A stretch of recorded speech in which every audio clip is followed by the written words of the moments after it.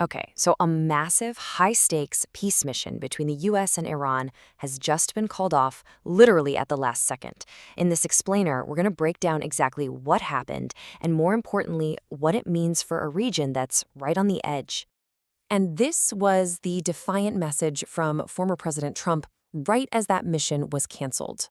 His claim that the US has all the cards really sets the tone for this pretty dramatic breakdown in diplomacy.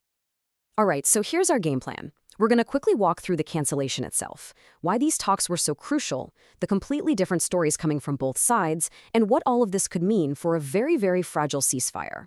So, here's how it all went down. On Saturday, April 25th, a planned trip by top U.S. officials to Pakistan, where they were supposed to be having talks about the Iran war, was suddenly canceled by Donald Trump.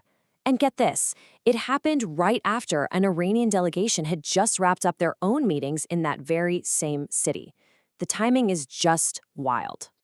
And this wasn't just any old delegation. We're talking about Special Envoys Steve Witkoff and Jared Kushner. They were the main event.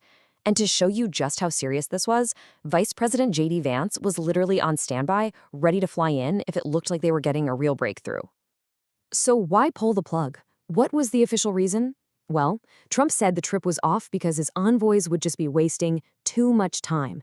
Then he pretty much tossed the ball right into Iran's court, saying, and I'm quoting here, if they want to talk, all they have to do is call, with 3 exclamation points. So to really get why this cancellation is such a big deal, you have to understand the incredibly delicate diplomatic dance that was happening just to get everyone to this point. I mean, just look at this timeline. It shows you what a roller coaster this has been. Military strikes kick off in February. Then Pakistan manages to broker a first round of talks in early April, but no deal. So, to keep things from falling apart, a temporary ceasefire gets extended on April 22nd. But then, just 3 days later, boom, the whole diplomatic path just hits a brick wall. And throughout this entire thing, you've got Pakistan playing this absolutely critical role as the mediator. They weren't just passing notes back and forth. They were hosting these incredibly sensitive face-to-face talks with senior officials, really trying to pull both sides back from the brink of a much wider war. So what's really at the heart of all this tension? Well, if you boil it all down, there are 2 massive issues that brought everyone to the table in the first place, and both of them have huge global implications. First, it's about this incredibly important shipping lane.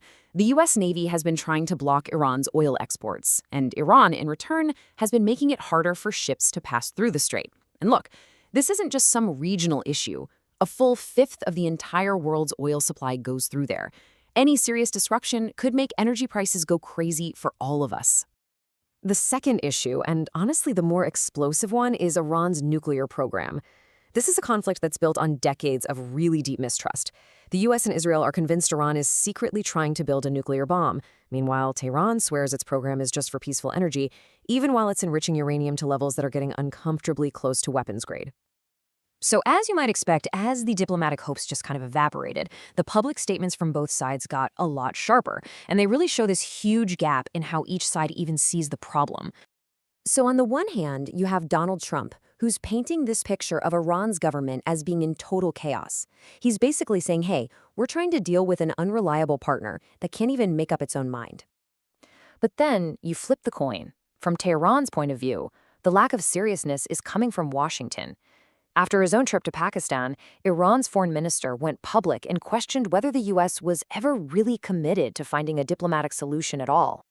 And yeah, this slide just lays it out so clearly. The U.S. says the problem is that Iran's a mess and won't pick up the phone.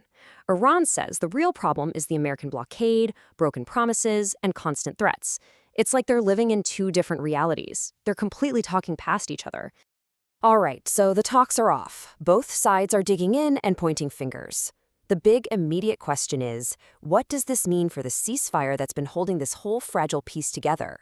Believe it or not, for the moment the ceasefire is technically still in place. So even though the diplomacy has completely collapsed, the shooting hasn't started again, but everybody knows this whole thing is just hanging by a thread. And honestly, nothing captures how deeply uncertain and frankly scary this moment is more than this quote from Trump himself. A reporter asked him if canceling the trip meant the war was back on, and his answer was, no, it doesn't mean that. We haven't thought about it yet. Just let that sink in. A truly unsettling answer. And that really leaves us with the billion-dollar question, doesn't it? You've got no dialogue, you've got this deep, deep mistrust, and you have massive military forces staring at each other.